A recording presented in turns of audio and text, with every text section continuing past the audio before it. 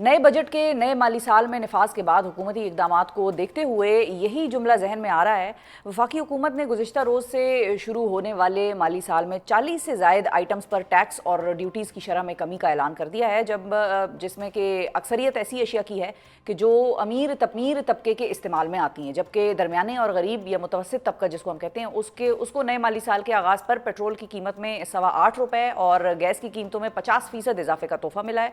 दूसरी जानिब महंगी इंपोर्टेड गाड़ियां जो कि बड़े बड़े लोग चलाते हैं, SUVs इस्तेमाल करने वाले अमीर तबके के लिए इन कारों पर आयद टैक्सेस और ड्यूटीज़ की मद में 44% छूट दे दी गई है। 44% छूट दे दी गई है। अच्छा, इसी तरह दरामदशुदा जो सन ग्लासेज हैं और घड़ियों पर भी ड्यूटीज़ जो हैं वो कम की गई हैं, जबकि कैट और डॉग फूड जो है, जो कि गरीब आदमी तो बहुत कम ही पालता है, अमीरों के शशके होते हैं, वो कैट फूड, डॉग फूड यानी कि पेट्स का जो खाना पीना होता है उसके ऊपर भी आयद ड्यूटी में 1/4 से ज़ायद की कमी की गई है। अब बात हो रही है इंपोर्टेड आइटम्स की, तो जनाब अमीरों के जो चोंचले हैं उनमें इंपोर्टेड पनीर, मछली, चिकन और योगर्ट भी शामिल है और इन तमाम अशिया पर ड्यूटीज़ कम कर दी गई हैं, जबकि आम आदमी घी, चीनी, पेट्रोल की कीमतें बढ़ने के बाद महंगे दामों खरीदेगा और नए माली साल का नया माली अजाब जो है क्या रुख इख्तियार करेगा। इस हवाले से गुफ्तगू करने के लिए हमारे साथ मौजूद हैं माहिर टैक्स उमूर हैं और माहिर मुआशियात हैं अशफाक यूसुफ तोला साहब। अस्सलाम वालेकुम तोला साहब। वालेकुम। थैंक यू तोला साहब, आप मुस्कुरा रहे हैं तो मैं ज़रा तसल्ली रखती हूँ कि हालात इतने बुरे नहीं है जितने मैंने बताए। लेकिन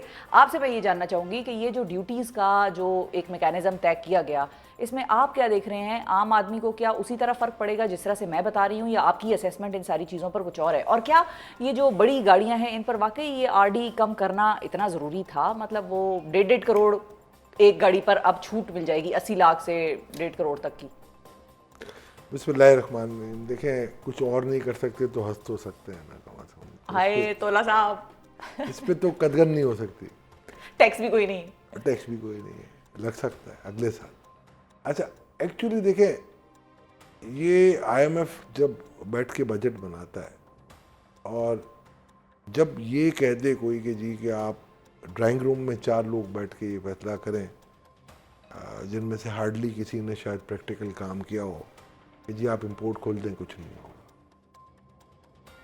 आप 3 डिफरेंट टाइम में मैं आपको ओकेजन दे सकता हूँ। शौकत अजीज़ साहब के दौर में आपने इंपोर्ट खोली और आपका डॉलर जो है ना वो ऊपर से नीचे हो गया। ये 2007-8 की बात था।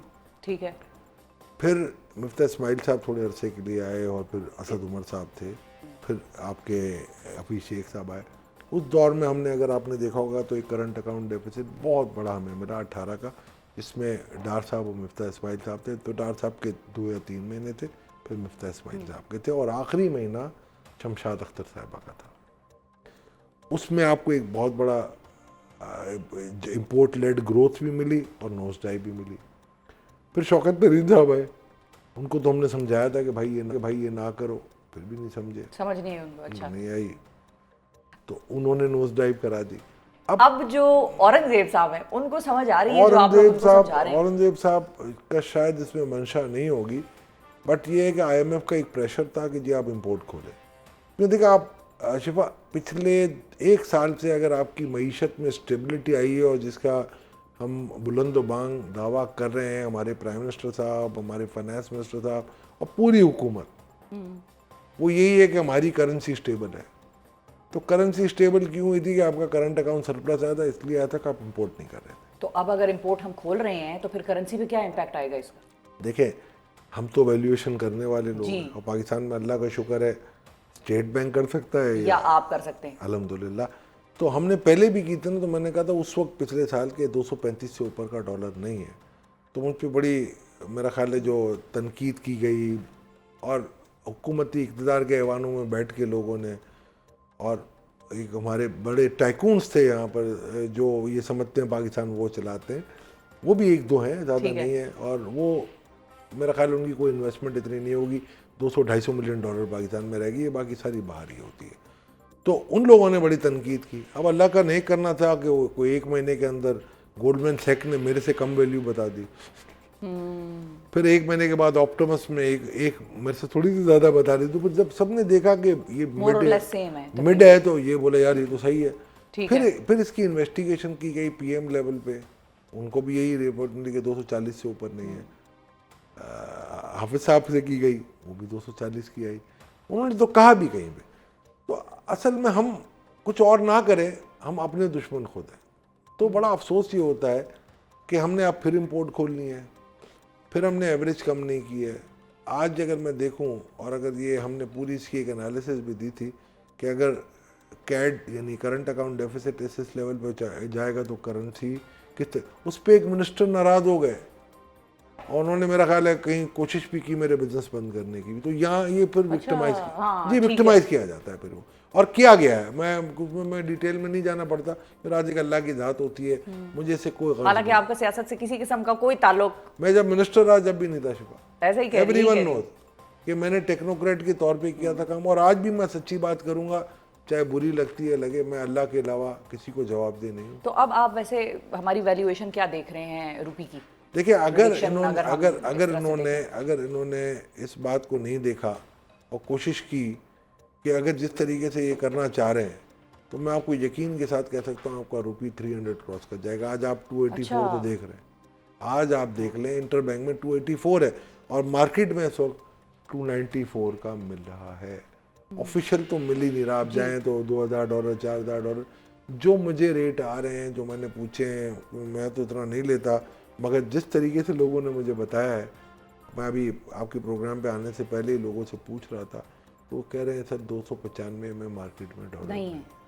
तो ये एंटिसिपेशन है ना। ठीक है। और आप देखें दुनिया के चंद कंट्रीज में से आपने एक्सपोर्टरों को इतनी छूट, मैं ये नहीं कहता था कि कभी भी मैंने ये बात नहीं की थी शिफा कि अगर आप रेट नहीं नीचे करें तो एक्सपोर्टर को मारेंगे, नहीं। उनका रेशियो है 70-30। अगर $100 वो आपको देते हैं ना, तो $70 की इंपोर्ट भी कर लेते हैं या बाहर पैसे भी रख लेते हैं। तो $30 पे मैंने कहा अगर मैं 35 रुपये कम करता हूँ या 45 रुपये, तो 13 रुपये की इनको कंसेशन आप दे दें। ठीक है, आप दे दें 13 रुपये की कंसेशन, टैक्स में छूट दे दें, इलेक्ट्रिसिटी में छूट दे दें, गैस में दे दें।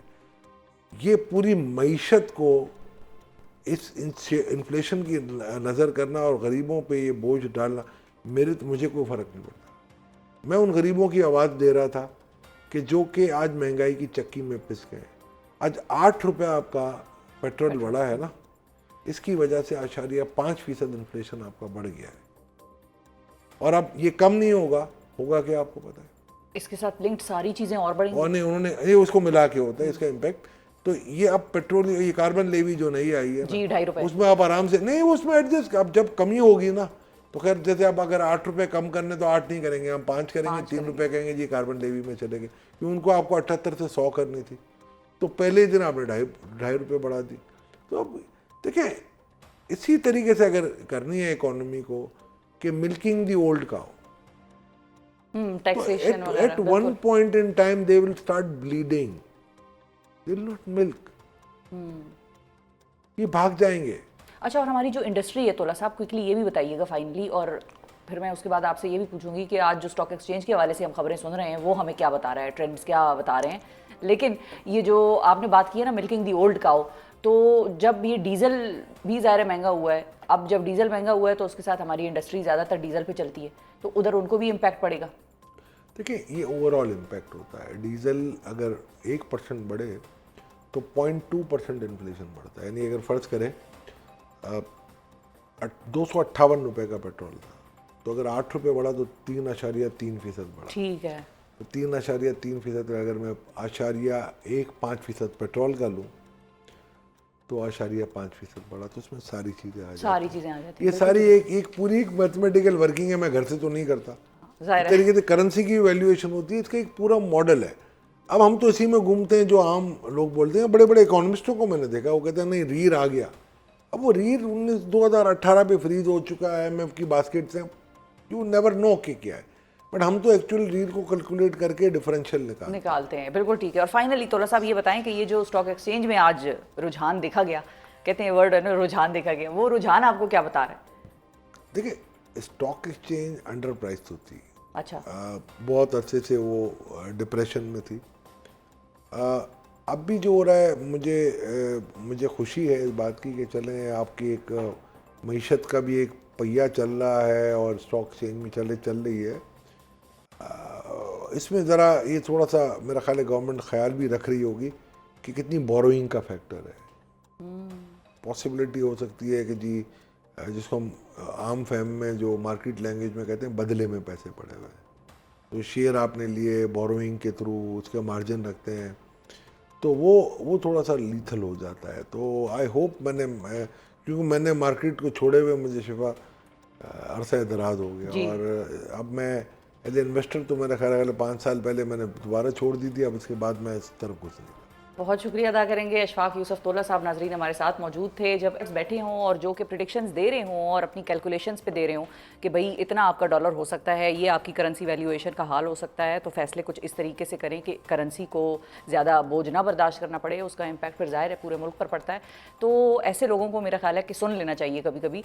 और विक्टिमाइजेशन वाली बात तो जो तोला साहब ने बताई, ये तो बड़ी हैरानी की बात है और परेशानी की भी बात है कि अगर ऐसे लोगों को भी हम नहीं छोड़ रहे कि जो सच बता रहे हैं, हुब्बुल वतनी कह लें उसको, या उनका काम के साथ उनकी सिंसेरिटी कह लें कि वो एक चीज़ के बारे में हुकूमत को, लोगों को आगाह कर रहे हैं, और इस वजह से कर रहे हैं, इस सिंसेरिटी से कि भाई आप उस पर उस हिसाब से अपने इस डिसीजन मेकिंग को प्रोसेस करें, तो फिर तो बड़ा ही अफसोसनाक है कि जो तोला साहब ने आज जिक्र किया। लेकिन नाजरीन अब इंतज़ार है हमें भी कि हुकूमत कब इन सारे मामलात को, इन सारे पहलुओं को देखेगी, और जितने नाम गिनवाए वज़राए ख़जाना के तोला साहब ने, मेरा ख्याल है इन सब से कोई ना कोई शिकवा गिला कहीं ना कहीं पॉलिसी के हवाले से हमें रहा है। अब देखते हैं कि आज के जो वज़ीर ख़जाना है वो इन सारी बातों को सुन के क्या फ़ैसला करते हैं।